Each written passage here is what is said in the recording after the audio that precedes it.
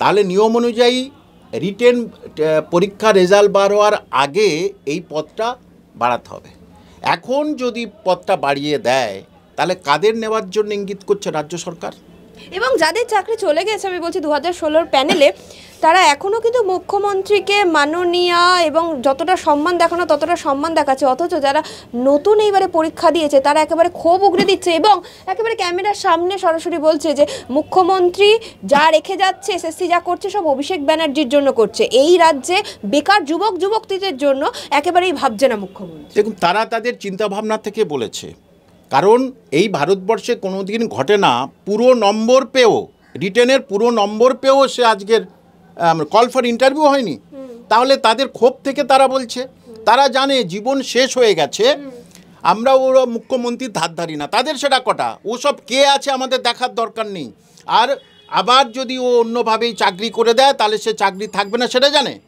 যাদের মনে হয়েছে মুখ্যমন্ত্রীর একটু হাতে ধরি পায়ে ধরি সুনাম করি, যদি আবার আমি চাকরিটা আমার হয়ে যায়, চাকরি রয়ে যায়, তাহলে তাদের কথা এখানে ছেড়ে দিই। শিক্ষকোচিত মনোভাব এদের আছে এই সমস্ত ফ্রেশারদের, তাই ওরা ওই রকম উদার কণ্ঠে বলেছে। শিক্ষক প্রতিবাদ করবে না তো কে করবে? শিক্ষক সবসময় যে ভালো নম্র ভদ্র কথা বলবো এমন কোনো কথা নয়। তো তুমি আমাকে জুতো ছুঁড়ে মারবে আর আমি তোমাকে বাহবা দেবো, লাল ফুল দেখাবো, তা নয়। আমিও উল্টে 3টে জুতো ছুঁড়ে তোমাকে মারবো। তুমি খারাপ কথা বলবে, আমি কামাল হোসেন চুপ থাকবো না, ফিরদাউস আমি চুপ থাকতে পারে, কিন্তু আমি 10টা খারাপ কথা তোমার প্রতিশোধ নেবো। সবসময় যে শিক্ষক করে হবে, এই সরকারের নিম্নতলের যারা গুন্ডা মস্তান তারা শুধু মস্তানি দেখাবে, আর আমি কামাল হোসেন মস্তানি দেখাতে পারবো না। তারা শুধু নোংরা ভাষা ব্যবহার করবে, আমরা পারবো না।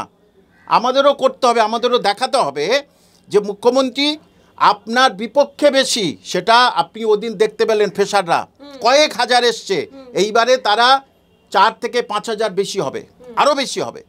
তাহলে মুখ্যমন্ত্রী দেখুন আপনার বিপক্ষে বেশি মানুষ আছে, আর আমরা দেখুন লিস্টে নেই মানে আমি ফেল। তাহলে অন্য কোনো উপায়ে কিন্তু আর চাকরি সম্ভব নয়, কারণ সুপ্রিম কোর্ট বলেছে ফ্রেশ সিলেকশনের মাধ্যমে চাকরি হবে। ফ্রেশ সিলেকশনের রেজাল্ট বার হয়ে গেছে, তাহলে আর কী করে হবে? এটা তো সত্য। এইবারে কোন উপায়ে সিট বৃদ্ধি করে যদি কিছু করা যায়, হয় আরেকটা পরীক্ষা করতে হবে, কিন্তু এখানে ওই গোঁজ সিট দিয়ে কিন্তু চাকরি পাওয়াটা কষ্টকর আছে, আইনে বেঁধে যাবে। যেখানে সুপারনিউমারি পোস্ট পুরো বারণ করে দিয়েছে সুপ্রিম কোর্ট, আমার কথা না, সুপ্রিম কোর্টের কথা। তাহলে হয় আপনি ফ্রেশ আরেকটা সিলেকশন করুন, করে সেখানে আপনি 50,000 1 লাখ শূন্যপদ করুন, তাহলে সবাই সেখানে বসুক। আমি তো চাই সবাই চাকরি পাক, সবাই চাকরি পাক, যারা ফ্রেশার, যারা চাকরি হারা যোগ্য তারা চাকরি পাক, এবং এখানে যারা 60-59 পেয়েছে তারা চাকরি পাক। কিন্তু আপনি বলুন তো এত টেন্টেড ঢুকলো কোথা থেকে? তার মানে, এবং কল্যাণ বন্দ্যোপাধ্যায় কোর্টে কী বললেন, আপনি যদি বলেন তাহলে কিন্তু আমি টেন্টেডদের বাদ দেবো। এটা কোনো হলো কথা?